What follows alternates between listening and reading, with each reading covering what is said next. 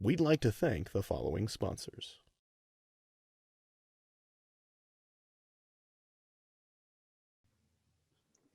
Well, hi, thank you so much for joining us this afternoon on the final installation Thursday of GlassBuild Connect. My name is Katie Devlin. I'm Associate Publisher and Editor-in-Chief of Glass Magazine. Today, I am delighted to have an opportunity to chat with Chris Phillips. Chris is the owner of Showcase Shower Door in Santa Cruz, California, and he heads up the popular Shower Door Professionals Facebook group. He has also been a regular contributor to Glass Magazine for several years now, and most recently he has provided some stellar installation demo videos every installation Thursday throughout September. You might have seen them. They're the Inside the Install series, and we're going to be posting some links for those videos in the chat at the end of this conversation. If you have any questions for Chris during this webinar, please do put them in the Q&A or in the chat. And I think that's enough preamble for me. I'm going to turn it over to Chris. Thanks so much for being here. Well, thank you, Katie. And thank you so much for inviting me to be a part of this. This is an incredible event, and I'm just so excited to be able to be a part of it. Yeah, well, we are so glad that you are. So I gave kind of a high-level bio for you, but I wonder if you could just take a few minutes and describe what you do in your own words. What I do, I try to make people's renovation end on a really high note. You know, a lot of times people are doing a bathroom remodel, and it's expensive, and it's difficult, and it's time consuming. And I'm just about the last guy there, right? They've had pretty much everything else done. And so the shower door is kind of that finishing touch, that kind of crown jewel in their bathroom. And, you know, a lot of times by the time I get there, I just feel so much empathy for the people because they're frazzled. I mean, they've been through the grinder, dealing with all these different contractors, you know, all the things that can go wrong in a renovation. And I just want to be the guy who shows up and is like, hey, everything's going to be okay. We're going to make your shower look beautiful. You're going to love it. And we're just going to end this on a really high note. So I just tried to come in, really educate my customers on what they should expect, try to under-promise and over-deliver, really just kind of manage expectations. And as a result of it, we've just made a lot of friends out of people who started out as just being prospects. That is one of the best answers to that question I've ever heard, you know.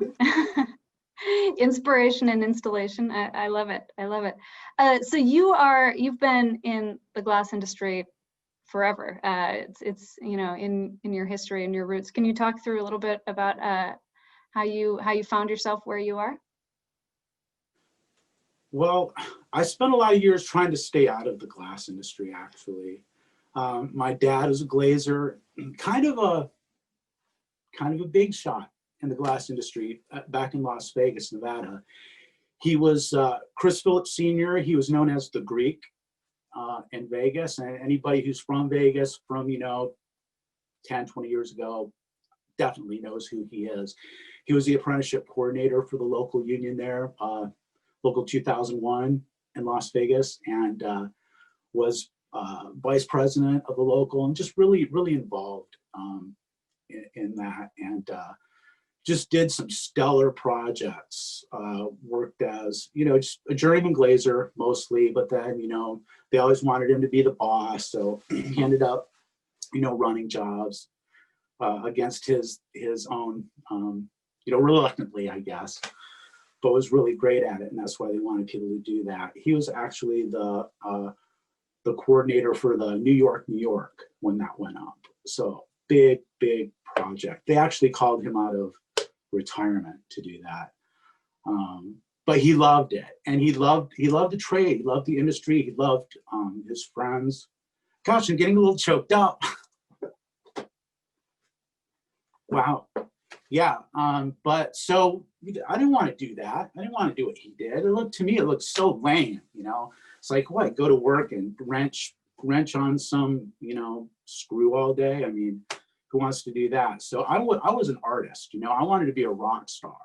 I wanted to be in the performing arts, and so by the time I was in my early 20s, I realized, I'm going to starve to death if I don't find something else to do. And just having a chat with my dad one day, and started talking about money. It's like, how much do you make at this? And he told me, at the time, it was like a lot of money. I think he was making $50,000 a year. Now, this was 30 years ago or something, right? So that was a lot of money. I'm like, you make that much money doing this? He's like, oh yeah, easy. I was like, wow, well, sign me up, which was really easy to do because, like I said, he was the apprenticeship coordinator. And when I was younger, in my late teens, I think when I was 16 years old, I got my first job in a glass shop, working as a fabricator at that time, and just running a spot welder and and stuff like that. And I did that for a couple of years, and it didn't really appeal to me. But once I got back into the apprenticeship in my early 20s and started doing the work, I realized that it was actually pretty enjoyable to do. And I realized that I had a little bit of an aptitude for it. I mean, it was difficult at first. I mean, everything is awkward, just like everything new is, right? But as I started to get my feet under me, I realized, wow, this is in my DNA. And it's no surprise because my older brother is also a glazer and still works, in the industry today. So it definitely is our family trade. And once I got in there and really started having some success at working at it, I just never turned back. So, but there is some artistry there, right? The work you do, it's creative, it's unique. Do you still get to, get that artistic side of yourself out in your work? Yeah, absolutely, Kay. That's a great point. I mean, because if it wasn't for the creative side of the industry, it wouldn't have been able to hold on to me. And there's just that satisfaction of problem solving is what really a glazer does more than anything else. It's funny when people ask you what you do and you say, I'm a glazer, they're like, what's that? They've never even heard of it. And then you try to explain what you do. And the simplest way is like, a glazer is to glass what a carpenter is to wood, right? I mean, that's the simple answer. But really, it's so much more than that. It's all about taking on things, that are difficult. And, glass is very unforgiving. And, a lot of times you're just stuck with what you've got, and you've got to make it work somehow. And so being able to adapt and be creative is a huge part of that. So let's talk about kind of your day-to-day. What does a day in the life look like over at Showcase? Well, let me tell you something. I am blessed. I get to live and work in Santa Cruz, California, which is like one of the most beautiful places I've ever been. And I live like right behind where my shop is. So like actually right on the property. And so, I mean, I get out of bed, I walk across the parking lot, and I'm in my office. And that's where just the fun begins. And, I get to, do all the day-to-day stuff, dealing with vendors, dealing with customers, ordering, receiving, designing, which is a lot of fun. I do the books. I do kind of everything. And I'm kind of an ADD guy. I mean, if you know me, it's like I'm all over the place. My wife is like, how am I supposed to keep track of what you're doing? I mean, I was supposed to know you're doing this today. I mean, you're doing, I can't keep track of you. But I think it's being able to do all those different things a little bit that makes it tolerable. Because if I had to just sit in the office all day, it would drive me nuts. And at the same time, if I had to just install glass all day, I don't know how much I would really enjoy that either. So it's going from one thing to the next and bringing the whole thing together. That makes it fun. It's just my wife and I. So she's the inside salesperson, and she basically makes the deals, and I just show up to close them. And then so that means you're doing solo installs then, huh? Yes. Yeah, every installation is solo, and it hasn't always been that way. We've been through a lot of changes at Showcase over the years, and we've done everything from.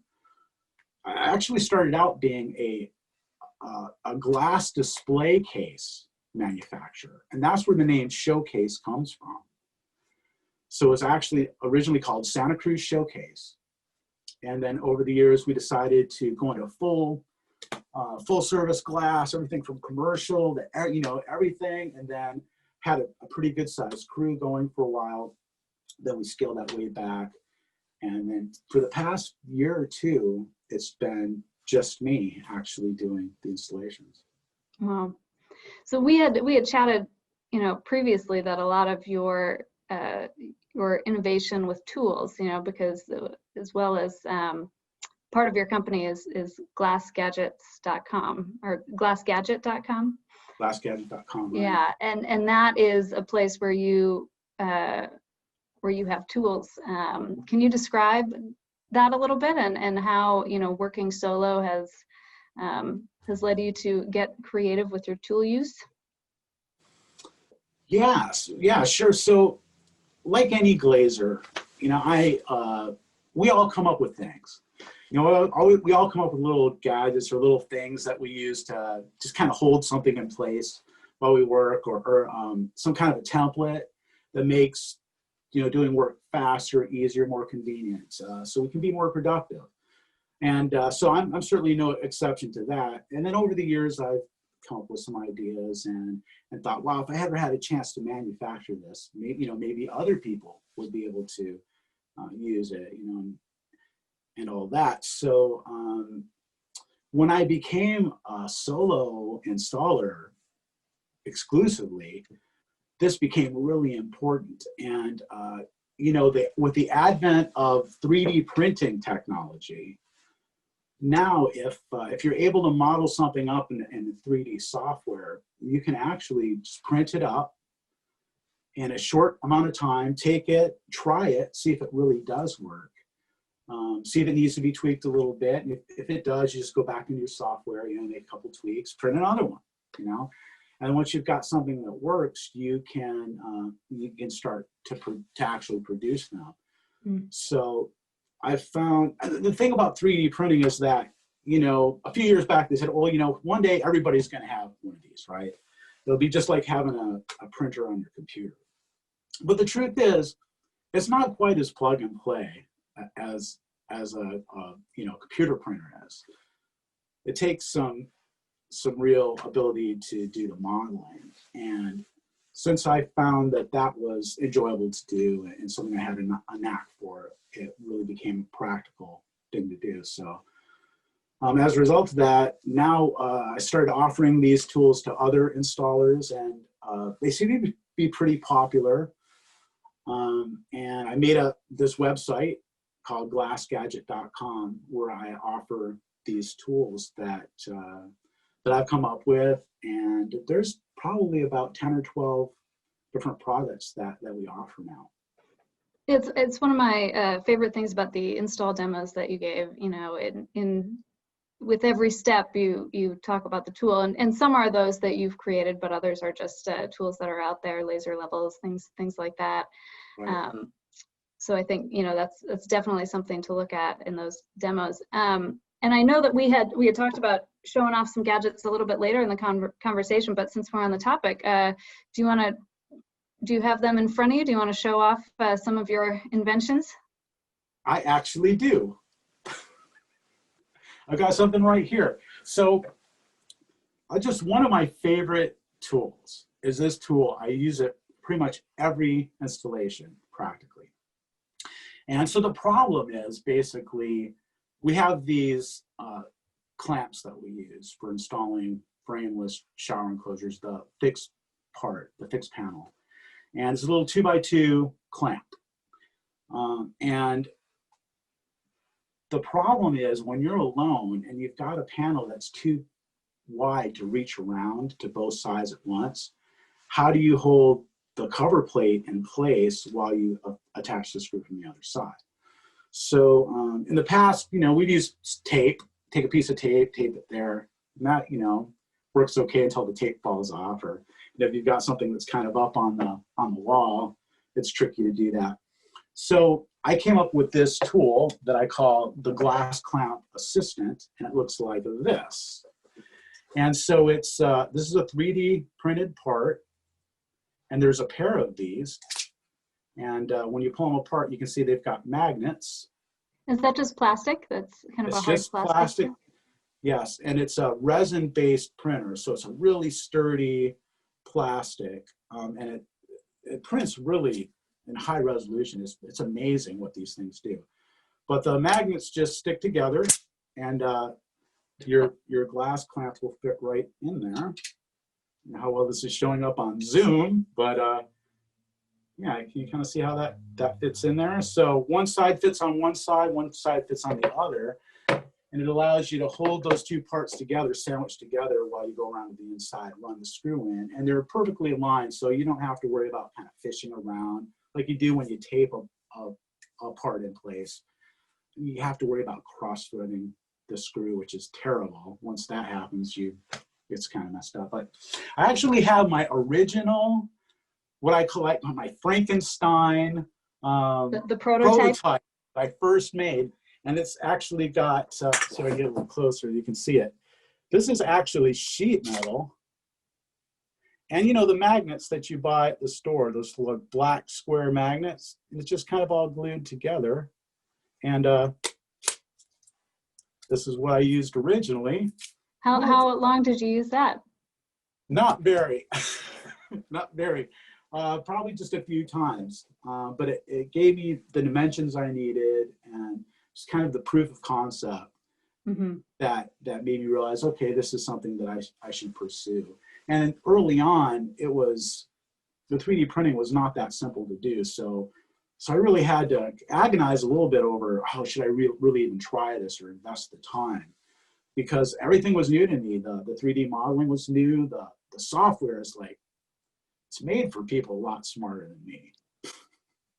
So just navigating my way through that was crazy at first. What is the software that you use for that? It's AutoCAD. It is just AutoCAD. Yeah, okay. It's AutoCAD. It's called Fusion 360 is the version that we use for this sort of thing, and it's such a powerful software. I mean, it does so many things, and you know, so yeah, there's quite a steep learning curve on that. But yeah, this is just one of a number of the tools that I have and that I offer. But it's one that's really helpful. Not only does it work to do what I demonstrated, but it also is useful for just finding the locations of holes to mark them and get those all in layout, and a couple of other things. So let's look at some projects. You had submitted a few kind of project case studies that had some interesting stories behind them. So we can get those pulled up. Well, this is a project in Saratoga, and this is actually a house of worship in Saratoga. And if you're familiar with Saratoga, California, I mean, this is a very, very high-end community. And so these restroom partitions, kind of a new thing, I think, at the time from CRL. And basically, they're stainless steel posts that use shower hardware for the most part. So, I mean, it was kind of in my wheelhouse.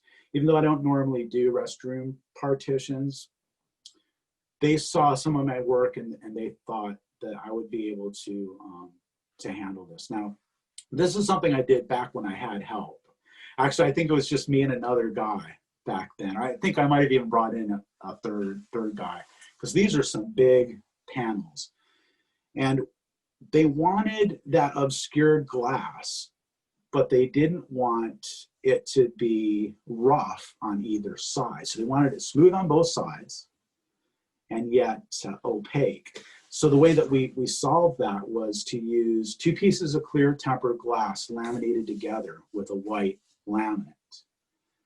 And so we ended up with panels that were basically 9/16 thick and big. They were, as you can see, they're almost floor to ceiling. So big, heavy. It's crazy getting them into a small space. So that was a really challenging project for us. How did you bring it in? Do you have some lifters? You know, I love gadgets. And you were talking about in the videos, you know, some of the tools that I show are not mine innovations. And actually, the things that I've innovated, probably I'm not the first one to think of these things. I mean, I you know, probably a lot of glaziers have come up with all the same ideas that I've got. I think I was just, you know, I had a 3D printer, so I started making them and offering them to people. But anyway, I say that to say, there's this awesome gadget. It's called RGM, the Rolling Glass Manipulator. And I got it through CRL. I think it's made by Trax. I'm not really sure. I shouldn't say, but it allows you to actually handle a piece of glass way, way bigger than you could by yourself. And two guys to handle a piece of glass that would normally take four. That's a great gadget. So it's got cups on it. You put the cups on it, you crank it up with a hoist, and then you can spin the piece of glass in place. You can turn it to the side and roll it through a doorway. It's just an incredible machine. It was one of those things that my wife was just thrilled that I went out and bought. I was like, hey, honey. So is it in your garage right now? It's right here. Yeah, and I've used it quite a bit. I mean, I've used it quite a bit since then, too. It comes in really handy when it's something that's just, even though I can lift it, because I'm a tough guy, believe me. Of course, yeah. But you know, I may not want to lift it. So the RGM comes in handy for that. Yeah. Let's take a look at the next one. Oh yeah, you know, this is cool. I mean, a lot of people are doing things with their bathtubs that are different than they used to. In the past, it used to be, what could you do? You put up a shower curtain, or you know, rolling bypass doors, you know, and that was pretty much it. And nowadays, people want to do other things. You know, they want to do something nice, something frameless. And we've got these really nice barn door enclosures now that are beautiful and people love. But a lot of people are doing these frameless, hinged shower enclosures. And this one's a little bit unique because of the shape of the tub. It's kind of an octagon-shaped tub. And the cost to do a piece of curved glass right there at the base that you see, that's segmented, was just, it's incredible. If you've ever priced curved glass, wow. And just getting it is challenging. So we came up with this idea of just segmenting it. And the customer is just thrilled with the way that it turned out. So it's fun to be able to, you know, to do something that people say, I've called everybody else in town. They say this can't be done. They say, if anybody can do it, you're the guy, you know? So it's like, when somebody says that to you, you have to try. I think we've got one more to look at.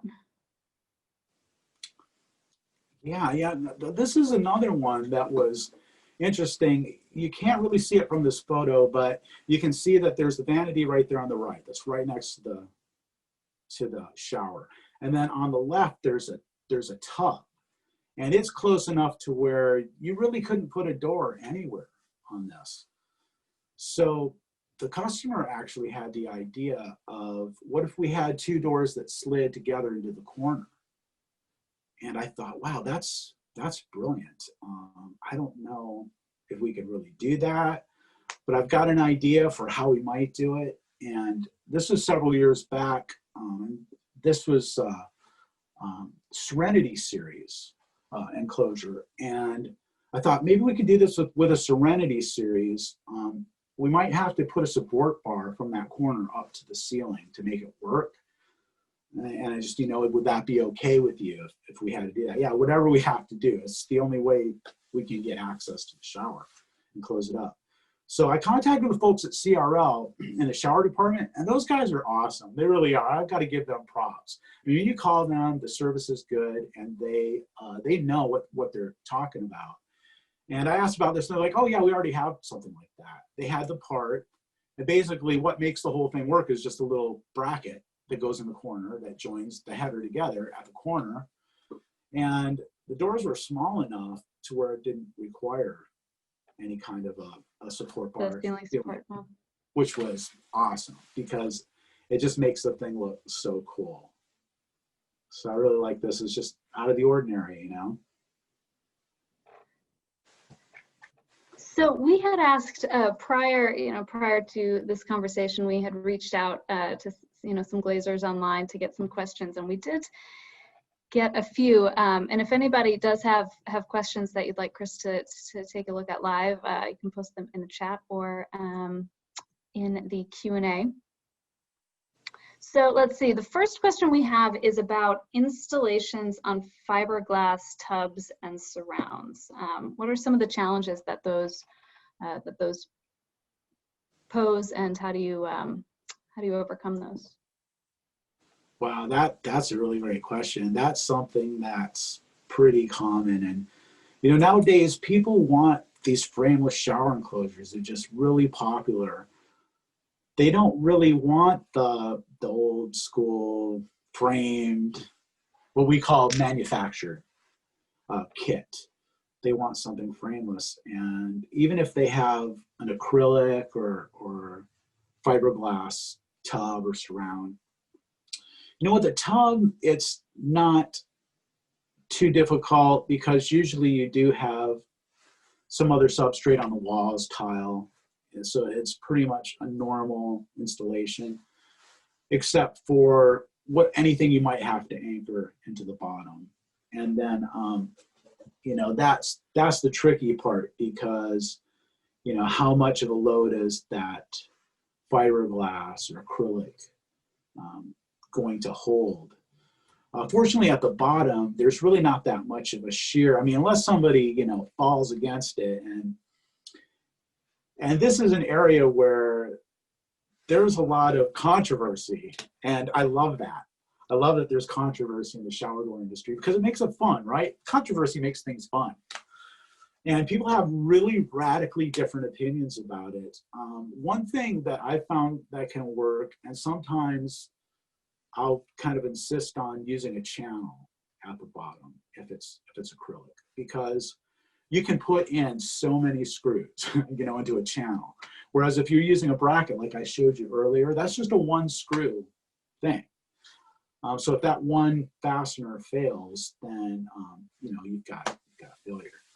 But if you use a channel at the bottom instead, you can put in 3 or 4 screws. You can even epoxy it down, which is super. They've got some great glue out there these days, you know. And so maybe do both. So that's how I handle that. And then, you know, if it's an actual surround, there are kits that they make. I think Cardinal has a kit that actually is kind of a hybrid between a framed and a frameless. So it's got channels that go to the walls, and then it uses frameless hardware for the hinges and stuff like that. Can't think of what the name of that is, but I'm pretty sure it's a Cardinal product. So that's an option. And again, you know, if they've got wood blocking behind that surround, it's not going to be any problem. If you can anchor into wood, you're golden. Mm-hmm. I hope that helps. Yeah, definitely. So we did have a question come in. So has the influx of home remodeling shows, Flip or Flop, Love It or List It, this one is not mentioned, but Rehab Addict, which is my favorite, has that helped your business? And what do you think of shows like that? Yeah, I think it has. I think it's opened people's eyes to what's available. I think also things like Pinterest have been really helpful, and kind of a pain too, you know, in some ways, because people think, you know, they can get anything, and, you know, some things are really hard to come by just as far as supply goes. But I find that a lot of people start projects and get into the middle of them after watching one of these shows or something, and then they call. They're like, yeah, you know, I took this on and I felt pretty good about it at the beginning, and now we're about halfway through it, and I'm not sure we're going to be able to finish it. Joanna Gaines makes you think you can do anything, you know? Yeah. How hard could it It's be? amazing what they're able to do. They did it on TV. Yeah. You know?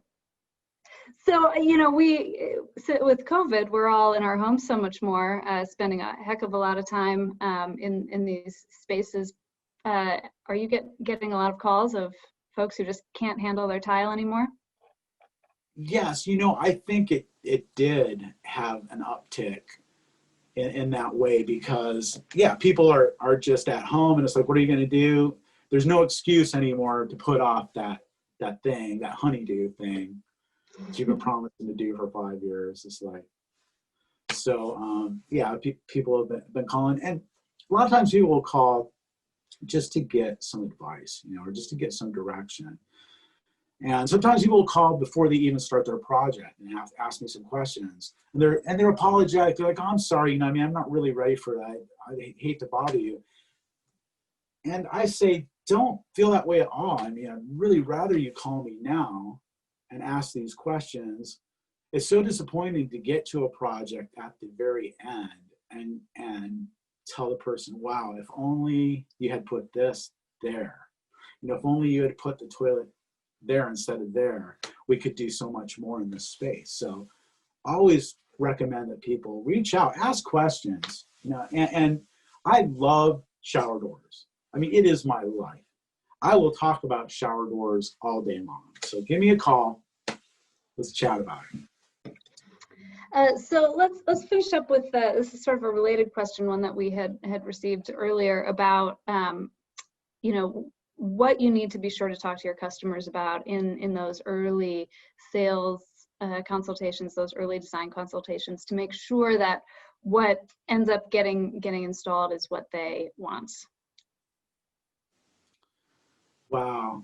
Yeah. You know, I wish I would have known when I started doing shower doors. I told you earlier, I was kind of in a lot of other areas, and shower doors kind of ended up being my bag almost accidentally. I mean, that's not what I was going for. It just kind of developed that way.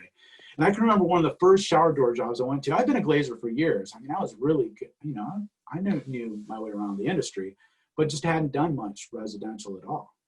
And standing with a customer, talking to him asking me questions, me answering kind of tentatively. And I could tell by the look in his eyes that he could tell by the look in my eyes that I didn't know what I was talking about. You know, I was just a little insecure. I knew that I could do the job. It's like, yeah, get me in there, put me in, coach. I'll figure it out, you know, no problem. But, you know, I could see from a customer's standpoint, like, this is a little unnerving to have my guy here. I just got a feeling that he doesn't really know. So going in and having confidence, you know, and just putting that customer at ease, letting them know, hey, I'm here, I'm going to take care of this, it's going to be great. Some of the questions you want to ask is, I'll just take them into the bathroom, go in the bathroom together, and stand there in front of the shower, and I'll ask this. I'll say, if you could have anything you wanted, money is no object, what would you put in here? And you see the lights come on. That creative part of their brain just fires. And they're like, wow, I never even thought of that. Nobody's ever asked me that. If they've got 5 other bids, I guarantee you, none of them have asked them that question. And because the truth is, what they want more than anything else, they may be able to afford easily. And to be able to put them in that place of just giving them exactly what they want. You know, the average person, the average salesperson is going to come in, and you know this because you're a consumer. No matter what you're buying, the salesperson's got something they want to sell you, right? And they want to box you into that. And if you come in from the exact opposite direction of like, what do you want? What can I do for you? And let's see if we can figure that out. That's a great question to ask. You know, it's also good to just to find out, you know, what their timeline is like. If they have a budget in mind, These are great questions. But more than anything else, I want to educate the customer in what to expect.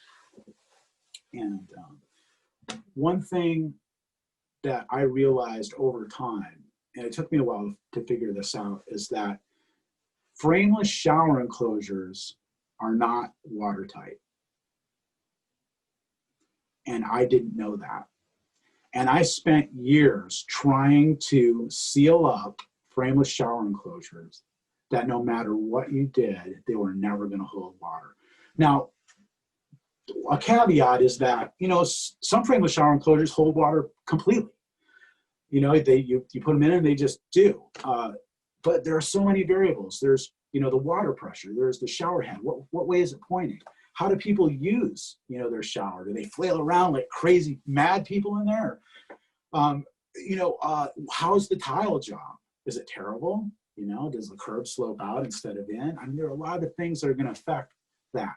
So one of the first things, as soon as water escaping the shower comes up, I go into this talk and I say, look, if a little bit of water getting out of your shower is going to be a deal breaker, you do not want a frameless shower enclosure. You just want to go with the manufactured type. I mean, I'll tell you something, even the manufacturers of those kits, if you read their warranty, it says, we don't guarantee this against leaking. I don't care what company it is. There is no such thing as a warranty against a shower door leaking. Now, I'm not saying you shouldn't try to keep it from leaking. Of course you should. That's a big part of our job. But when I start telling someone, yeah, I don't know, looks like maybe you can't have a frameless shower door because, you're worried about water getting out. They'll kind of come around and be like, well, wait a minute. So what if a little bit of water gets out? Exactly. What if a little bit of water gets out? You put down a bath mat, you'll have a beautiful shower. So managing those expectations, it does a lot just to make people happy at the end of the job. Chris, this has been awesome. Thank you so much for chatting this afternoon. We're going to post, again, we'll post those links to the 3 installation inside the installed demo videos that we've got up on the site. And then we also have a couple of links to some of our products. We have more than 600 products at GlassBuild Connect. So those might be of interest. Chris, where can people find you? Come to glassgadget.com. Check it out, look around. It's a fun site to look at. And you can always just leave me a message there, and I'll get right back to you. Like I say, I love to talk about shower doors. Well, thank you for taking some time to talk about it today. This has been just terrific. We do have 2 more sessions coming up this afternoon at GlassBuild Connect at 2:30 p.m. Eastern Time. We've got historically accurate windows and respectful restoration. That's being presented by the folks over at FAQs. And then at 4 p.m. we have another giveaway, Introduction to My Glass class. So definitely check that out. It's a quick presentation, but attendees are eligible for some free courses. So definitely check it out. Chris, thanks again. Thank you all for attending and asking questions. And we'll see you soon. Thanks, Katie.